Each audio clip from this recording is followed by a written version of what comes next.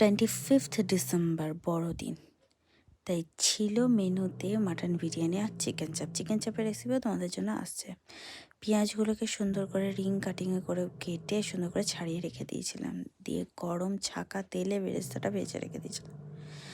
এই যে মাটনটা দেখতে পাচ্ছ, মাটনটাকে সুন্দর করে ধুয়ে সামান্য টক দই নুন দিয়ে ম্যারিনেট করে রেখেছিলাম 2 ঘন্টা মতো।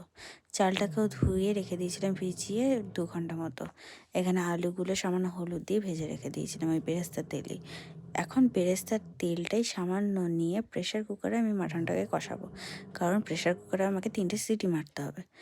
তো এখানে কষানোর পর মশলা হিসাবে দিয়েছিলাম আদা রসুন আর কাঁচা লঙ্কার পেস্টের যে রসটা সেইটুকু।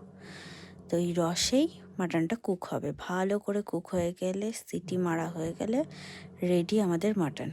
এবার লেয়ারিং করার পালা। দেখতেই পাচ্ছ কি দিয়ে লেয়ারিং করেছে, নিচে কিছুটা তেজপাতা দিয়ে দিয়েছি যাতে না লাগে। মাটনগুলো দিয়ে এরপরে আলুগুলো দিয়ে ভালো করে লেয়ারটা সাজিয়ে নেব। ফাটানো টক দই, বিরিয়ানি মশলা, রোগানটা, তারপরে এখানে কেওড়া জল, গোলাপ জল, মিঠা আতর, বেরেস্তা সমস্ত কিছু দিয়ে 30% মতো কুক করে নিয়েছি প্রথম লেয়ারের চালটা।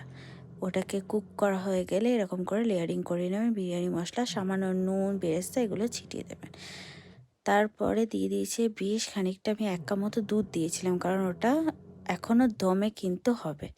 তো সেকেন্ড লেয়ারের চালটা কিন্তু 70% মতো আমি কুক করেছিলাম, যাতে দমে উপরের চালটা বেশি সেদ্ধ করা থাকলে নিচের চালটা ঠিকঠাক মতো কুক হবে আর উপরের চালটাও কাঁচা থাকবে না। তো 30 মিনিট পর্যন্ত মিডিয়াম আঁচে দমে হলে রেডি আমাদের বিরিয়ানি। দেখতেই পাচ্ছ বিরিয়ানিটা কতটা ঝরঝরে হয়েছে, না ওভার কুক হয়েছে নাকি চাল চাল রয়েছে। দেখতেই পাচ্ছ কতটা গ্লেজি। এই গ্লেজটা কিন্তু শুধুমাত্র ঘিয়ের, আমি কিন্তু তেল খুবই কম ইউজ করি।